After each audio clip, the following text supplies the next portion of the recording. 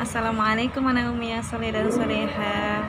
Berjumpa lagi dengan Umi Mida, Umi kelas Ibnu Hisam. Sebelumnya sudah perkenalan dengan Umi, dan Umi juga sudah mengajarkan pelajaran pertama. Pelajaran apa yang pertama kemarin? Masih ada yang ingat? Iya, pelajaran PKN ya sama Umi Mida.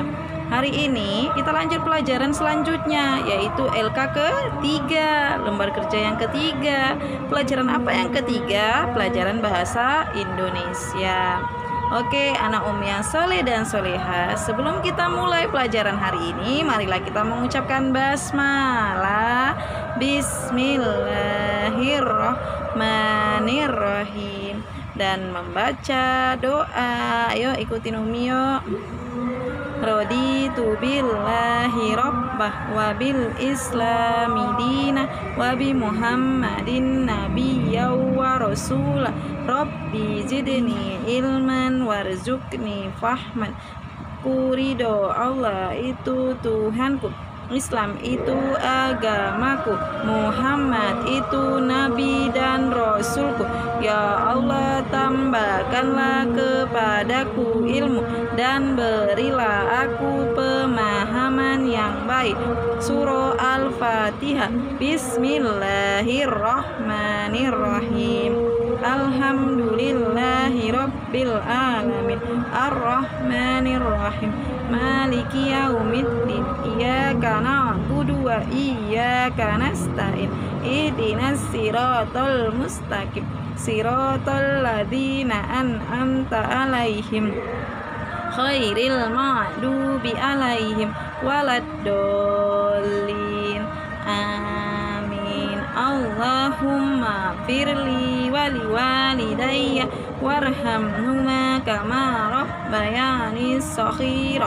Ya Allah, ampunilah dosaku dan dosa ibu bapakku, sayangilah mereka sebagaimana mereka menyayangiku di waktu kecil. Rabbana atina fid dunya hasanah wa fil akhirati hasanah wa qina azabannar.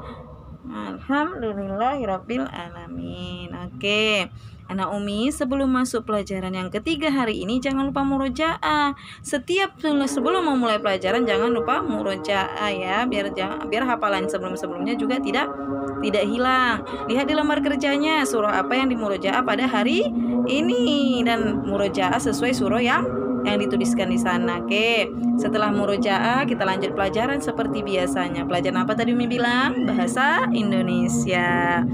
Anak Umi yang soleh dan soleha, siapa di sini yang masih belum bisa menggunakan bahasa Indonesia? Siapa? Masih ada yang belum bisa menggunakan bahasa Indonesia? Enggak kan? Semuanya sudah bisa menggunakan bahasa Indonesia kan? Kalau Uminya berbicara bahasa Indonesia pun sudah ada yang paham kan? Iya, bahasa Indonesia itu penting bagi kehidupan kita sehari-hari untuk berkomunikasi ya. Itu. Jadi anak Umi yang soleh dan soleha, hari ini kita bahasa Indonesia. Pelajarannya apa? Pelajaran bahasa Indonesia pada hari ini Umi akan menjelaskan tentang apa yang dimaksud dengan kalimat, apa yang dimaksud dengan paragraf, dan apa itu wacana ya anak Umi. Kenapa Umi membahas itu? Sebenarnya pelajaran kita di bahasa Indonesia di kelas 4 adalah tentang gagasan pokok dan gagasan pendukung. Sebelum sampai ke gagasan pokok, kita bahas dulu. Di dalam gagasan pokok itu ada kalimat. Di dalam kalimat ada kata. Di dalam gagasan pokok, sebelum menemukan gagasan pokok, kita harus mempunyai wacana. Sedangkan di dalam wacana itu ada kata, ada kalimat, ada paragraf. Oke, anak Umi yang soleh dan soleha, siapa yang tahu apa yang dimaksud dengan kalimat? Apa itu kalimat? Ada yang bertanya-tanya dalam hatinya, ada yang mengatakan, kalimat itu Umi kata-kata yang banyak. Pinter. Apalagi ada yang mungkin yang membilangkan kalimat itu Umi ditandai dengan titik. Iya, pinter. Apalagi Umi, kalimat itu Umi apa yang kita ucapkan, apa yang kita sampaikan. itu bisa yang kita sampaikan dan kita tuliskan, maka dia menjadi sebuah kalimat. Bagus, pinter anak Umi. Di situ pinter anak Umi.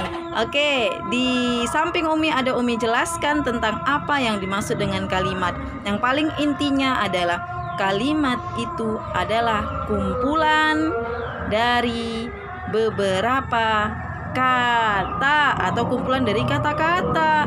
Kalau satu kata aja apa disebut dengan kalimat? Tidak. Harus ada subjek dan predikat, harus ada subjek. Subjek itu apa? Mungkin ada yang tanya, apa ya subjek ya Umi ya?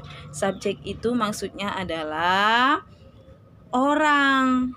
Nah, baru kata kerjanya. Subjek itu, predikat itu adalah kata kerjanya. Contohnya, saya pergi, itu adalah subjek dan predikat. Saya pergi, itu apakah itu disebut dengan kalimat? Iya, itu disebut dengan kalimat. Terdiri dari kata. Udah berapa kata itu? Ada 2 kata. Saya pergi. Oke.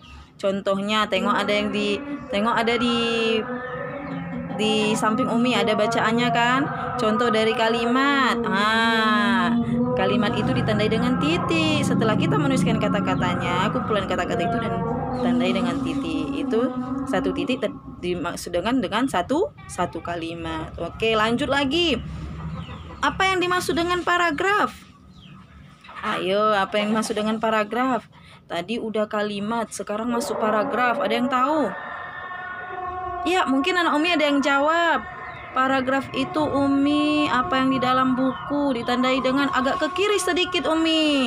Kalau ada tulisan dia teks wacana, dia agak maju sedikit ke depan, itu disebut dengan paragraf Umi. Pinter. Ada lagi?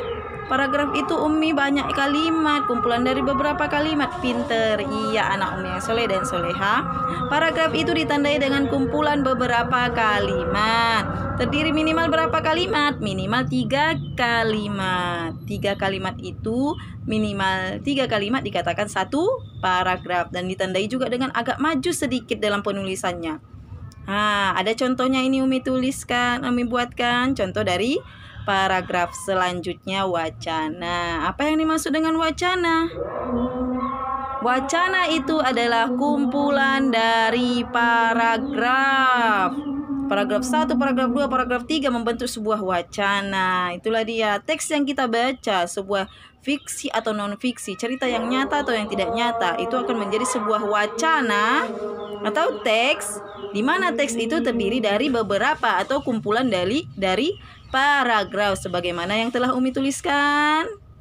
Arti wacana dan contohnya. Oke, anak Umi yang soleh dan soleha, setelah anak Umi mendengarkan Umi, setelah anak Umi membaca apa yang Umi tuliskan, yang Umi tayangkan pada anak-anak Umi yang soleh dan soleha.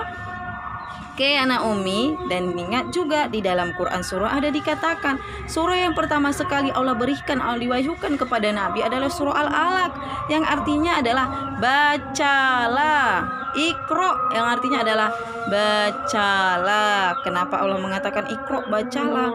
Itulah kuncinya nak. Sebelum dan semuanya ilmu itu kita dapat adalah dari membaca.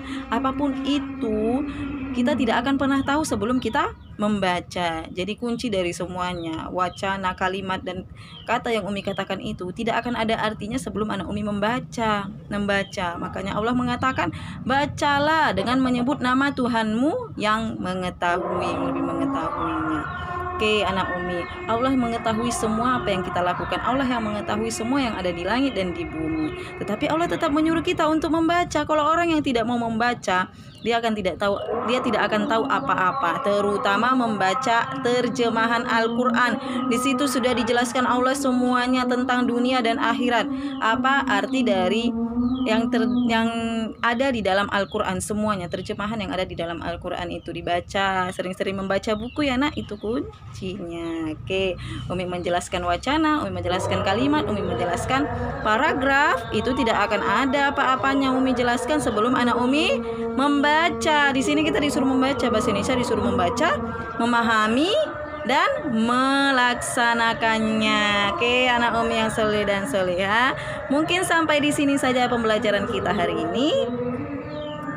Mari kita mengucapkan hamdalah, alhamdulillahirabbil alamin, dan doa kafaratul majelis. subhanakallahumma wa bihamdika asyhadu an la ilaha illa anta astaghfiruka wa atubu ilaik. Amin. Assalamualaikum anak Umi yang soleh dan soleha. Tetap semangat ya nak belajarnya, biarpun jauh dari Umi. Waalaikumsalam.